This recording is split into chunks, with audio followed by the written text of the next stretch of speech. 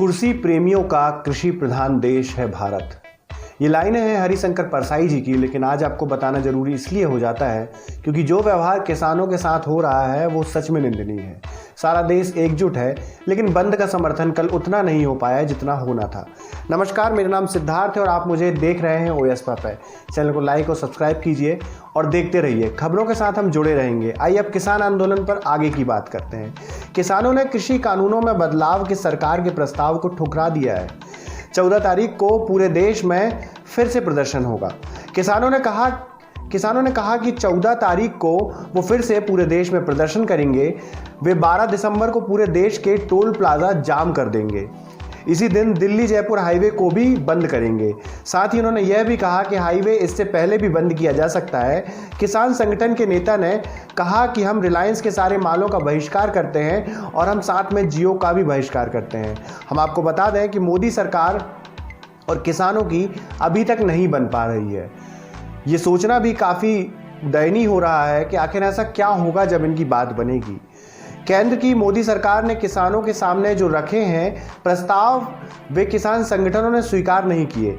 आइए हम आपको बताते हैं कि केंद्र सरकार ने किसानों के सामने क्या प्रस्ताव रखे। प्रस्ताव पहला था, राज्य सरकार प्राइवेट मंडियों पर भी शुल्क फीस लगा सकती है। दूसरा प्रस्ताव था, राज्य सरकार चाहे तो मंडी व्यापारियों का रजिस्ट्रेशन अनिवार्य कर सकती हैं। किसानों को कोर्ट कचहरी जाने का विकल्प भी दिया जाएगा।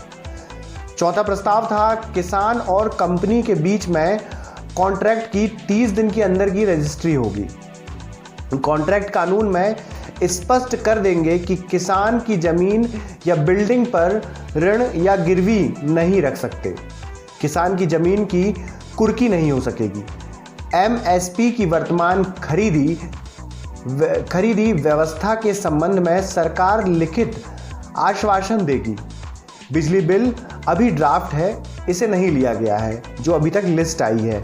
NCR में प्रदूषण करने पर किसानों की आपत्तियों का समुचित समाधान भी किया जाएगा।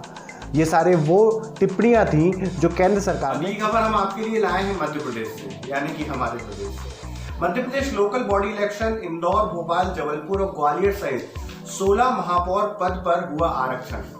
आइए हम आपको अब लिस्ट भी बता देते हैं कि वो कौन से शहर थे जहां पर पद आरक्षित हुए।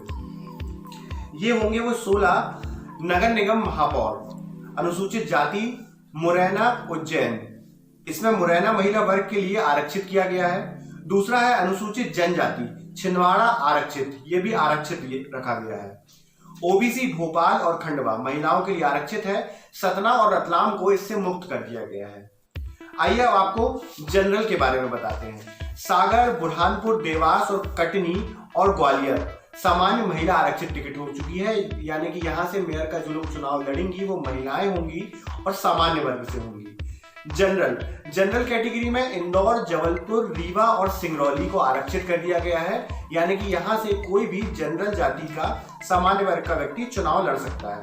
सामान्य वर्ग के लिए 53 नगर पालिका है, वो नाम भी आपको बता देते हैं। सामान्य वर्ग के लिए मुक्त सारंगपुर, सिवनी, मालवा, बेगमगंज, टीकमगढ़, नौगांव, पोरसा, अशोकनगर, डोंगरा, परासिया, सिहोरा, कोतमा, पसान, सीधी, बनगढ़, जंगसौद, नरसिंहगढ़, सीहोर, पीथमपुर, बड़वाह, नरसिंहपुर, सैंधवा, गाडरवारा, अनूपपुर, आगर, शाजपुर, उमरिया, दमोह और खाच दौरा, ये वो शहर हैं जिनको सामान्य वर्ग के लिए मुक्त किया गया है। सामान्य वर्ग महिला के लिए आरक्षित जो शहर हैं वो उनके नाम है बैतूल, विदिशा, राजगढ़, पिपरिया, गढ़ाकोटा, पन्ना, खरगोन, बालाघाट, नैनपुर, धनपुरी, महिदापुर, शिवपुरी, बैसरिया, मुल्ताई, देवरी, दतिया, गुना, बारासिवनी, चौरई, सौसर, अमरवाड़ा, करेली, नीमच,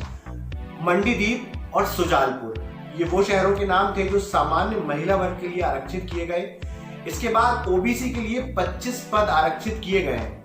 इसमें से सबलगढ़, धार, आस्था, रायसेन, सिजोर, होशंगाबाद, छतरपुर, शहडोल, पन्ना, राधोगौड़, मंदसौर, जुन्नारदेव, मानसर, मैहर, सनादर, श्योपुर, सिवनी, मंडला, व्यवहारा, पांडुरना, इटारसी, जवारा, इन सारी जगहों के नाम हैं। बता दें कि वर्ष 1983 से 1999 तक महापौर का चुनाव पार्षद द्वारा किया जाता था। इसके बाद सरकार द्वारा फेरबदल किया गया और महापौर का चुनाव सीधे जनता द्वारा किया जाने लगा है।